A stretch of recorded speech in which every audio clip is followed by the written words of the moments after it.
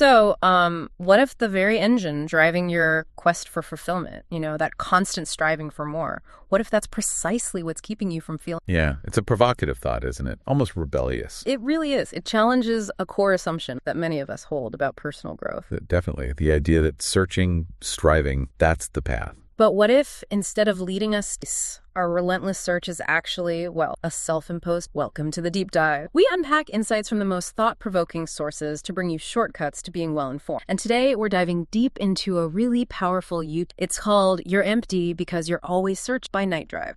Okay, let's unpack. Our mission for this deep dive is to explore why this universal quest, this often desperate search for something outside ourselves, might actually be perpetuating a profound sense of lack. And, what truly happens when we dare to just stop searching. It's not just philosophical. No, exactly. It's a radical reevaluation of how we seek happiness. It is. And it's fascinating because this video, it directly confronts a narrative that's so deeply embedded in our culture. Well, the idea that progress means constantly seeking, constantly improving, constantly acquiring something new. Right. It asks us to look not just at what we seek, but at the very act of seeking itself. Mm-hmm. And it's often hidden cost. I think we all recognize that internal voice, sometimes it's quiet, sometimes not so quiet. Oh, yeah. That says, if I could just find the right relationship or the perfect career, maybe the ideal spiritual practice, then I'll finally feel... The if only. That's it. The universal quest for what we think is missing. The video highlights how this shows up, right? People searching for meaning, for purpose. The perfect partner, the ideal job. It's a spiritual enlightenment, the next big breakthrough. Feels like a never-ending to-do list for the soul, doesn't it? It really does. And here's where the video's core premise hits hard. Okay. The very act of searching. It's inherently built on a foundation of lack. Well, when you seek something, you are, by definition, acknowledging its absence. Right. Yeah, makes sense. So every quest for fulfillment, then, ironically reinforces the very emptiness you're trying to escape. Wow. Because to search for what you need means you must believe that what you need isn't already here. It's almost a self-fulfilling prophecy, then. Kinda, yeah. I mean, think about it. When was the last time you felt truly without needing to add anything to your life? Without a goal or a plan or something to achieve? It's rare.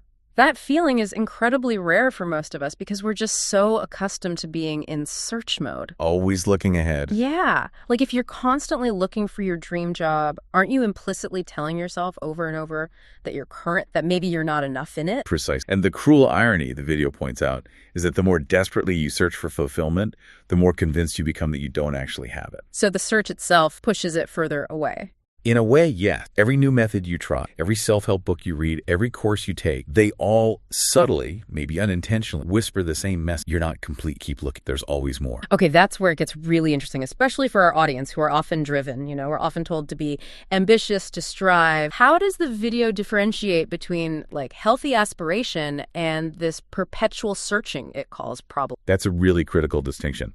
And the video isn't saying, don't have goals, don't be ambitious. Right. Rather, it suggests that over time, this constant searching, it becomes more than just an activity. It morphs into a core part of your identity. An identity. Yeah. You become the person who's always looking, always seeking, always just one step away from having it all figured out. And that identity probably feels quite good, productive, spiritual even. Exactly. It feels like you're on a growth path. But the video argues it's actually, and this is a strong phrase, a sophisticated form of avoidance. A sophisticated form of avoidance. Wow. Okay, unpack that. What are we avoiding? Well, the video makes it clear. As long as you're searching for yourself, you never have to actually meet yourself right here, right now.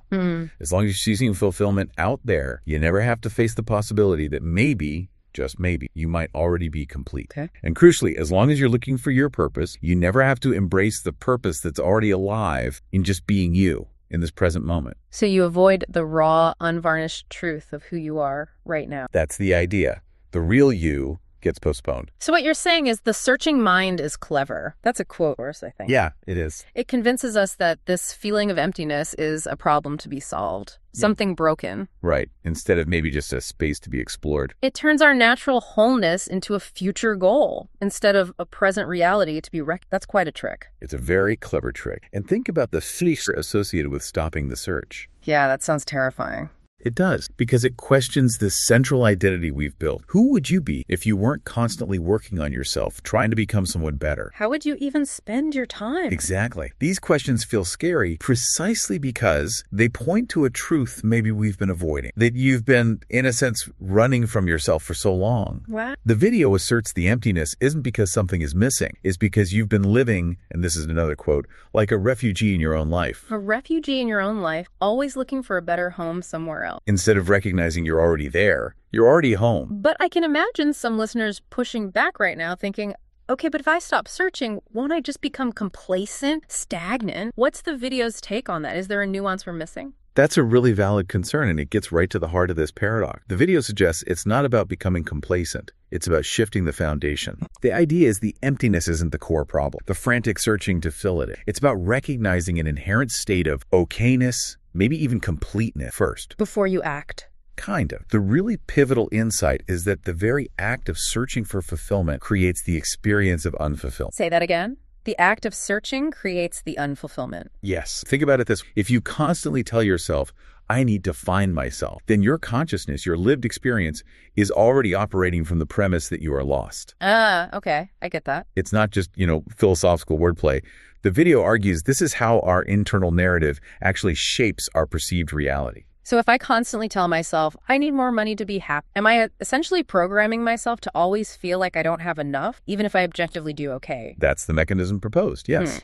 If your story is, I need to find myself, your experience is being lost. If it's, I need to discover my purpose, you live in a state of feeling purposelessness. And I need to heal my emptiness. Makes emptiness your constant companion. Our experience reflects the story we tell ourselves about our current state. It's like perpetually training for a marathon, always in that state of not yet finished, even if you already run incredible distances. That's a profound thought. It makes me wonder, what if the emptiness you're trying so hard to fill isn't actually empty at all? Go on. What if it's just space open, available, alive space, and we've just been desperately trying to stuff it with achievements, relationships, spiritual highs? Like a room we keep trying to furnish. Yeah, when maybe its beauty lies in its openness. That's a beautiful analogy, and it lines up perfectly with the video's message. It uses some powerful comparisons, too. Like what? Like when you stop trying to fill silence with noise, you discover silence isn't empty. It's actually full of presence. And when you stop trying to fill stillness with frantic activity, you realize stillness isn't vacant. It's pregnant with possibility.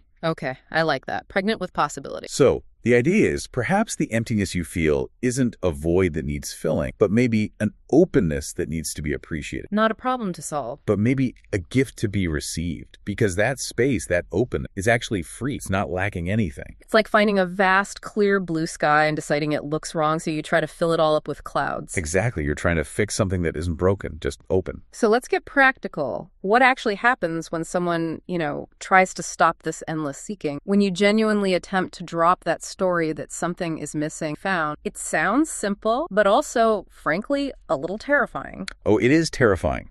Initially, the video acknowledges that your mind is so used to having a project, right? A goal, a spiritual carrot dangling just ahead. Always something to work on. Exactly. So simply being here with what is can feel incredibly strange. Even boring. Yeah. Or you might notice anxiety bubbling up or restless. But the video argues this isn't because something is inherently wrong now. It's because you're no longer distracting yourself from the present moment with the promise of some better future. So the discomfort is withdrawal from the searching drug. That's one way to put it. Your system is just so accustomed to the maybe adrenaline of seeking that simply resting in what is can feel like stagnation or worse. Okay.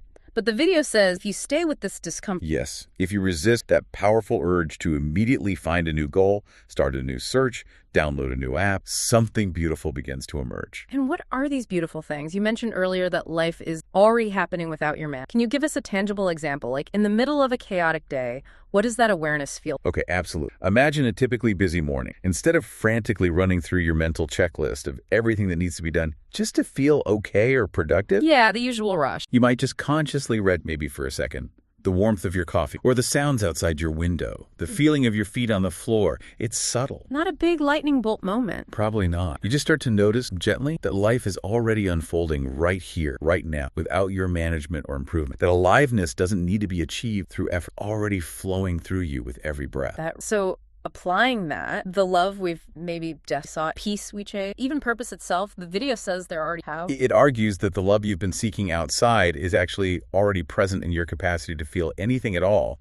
Your very ability to feel connection or even heartbreak is that capacity for love. Wow. Okay. And the peace you chase through endless meditation retreats or technique is already here in the simple fact of your existence beneath the mental noise. And purpose.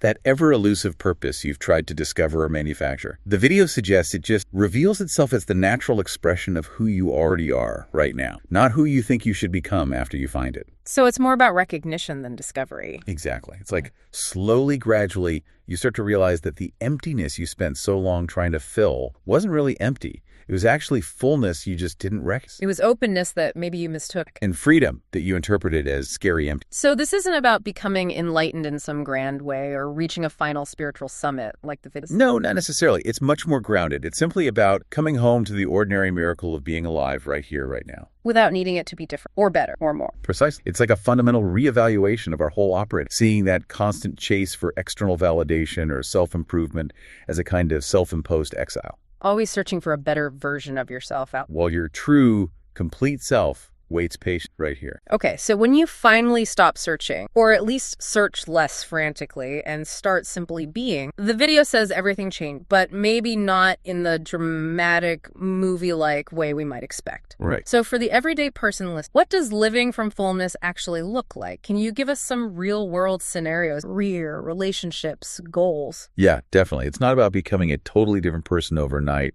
or suddenly getting mystical powers. Uh-huh. Okay, good. You simply start operating, making choices, living from fullness instead of lack. That's the core shift. Okay, so in your career, decisions might get made not because you're trying to fix yourself or find yourself, but because something genuinely calls to you. There's less fear, less needing external validation. And relationships. You might engage not to complete yourself because you feel okay already, but to share the completeness that's already there. It's giving from an overflow rather than trying to extract something you feel you lack. That sounds healthier. And how about personal, or even just, taking care of yourself? Goals might still be pursued, absolutely, but not because you need them to feel worthy. They become more like a natural, maybe even joyful expression of your aliveness, an extension of who you are, not a project to fix yourself. And rest, self-care? Ah, yes. Rest is embraced, not because you're broken and need healing, though healing might happen, but because rest is inherently nourishing. It stops being just a means to an end, like recharging to be productive again. It becomes part of the complete cycle of being. It sounds like when you're not constantly seeking, always focused on the next thing, you become incredibly present. Exactly. And then you can actually receive the gifts that are already here, which you might have missed when you're busy scanning the horizon. Powerful. It means those simple things we rush past, they could suddenly become profound. Yes, the warmth of sunlight on your skin, the simple rhythm of your own breathing, just the miracle of being conscious in this moment, it all takes on a different quality. And the video suggests this leads to an almost unshakable trust self. Why? Because you stopped treating yourself like a problem to be solved. Yeah. You stopped outsourcing your sense of okayness to the future. Wow. And you come to this really profound realization, the video argues. You don't need to search for yourself because you were never lost. You don't need to find your purpose because you are purpose, just by being alive. You don't need to seek fulfillment because fulfillment is what you fundamentally are. Everything you've been searching for has been here all along, waiting patiently for you to stop looking and start seeing. That's a powerful place to land. It really is. It's a journey not of acquisition, but of recognition, seeing what's already true. This deep dive has really laid bare such a core insight, hasn't it? This journey from endless, often exhausting searching to just recognizing the fullness that already exists within each of us. It completely flips the script on what we think fulfillment even means. It transforms it from some destination you have to struggle toward into a present state you can recognize. The video's concluding statement really stays with you. You're not empty because something is missing. You're empty because you're always searching. The fullness you seek is already here waiting for you to come home. And this raises, I think, a really important question for you, the listener, to maybe ponder. Yeah. If this idea holds any truth, if the searching mind really is a clever form of avoidance, stopping us from meeting ourselves, what might happen if you just paused your current search, even for a little while? What aspects of your life might transform if you truly, deeply internalize the belief, just as an experiment, that you are already right now? Yeah. What might you feel safe enough to release? What old pattern? And what new possibilities might emerge if you simply stopped looking so hard and started really seeing what's already here? Powerful thought, Laura, that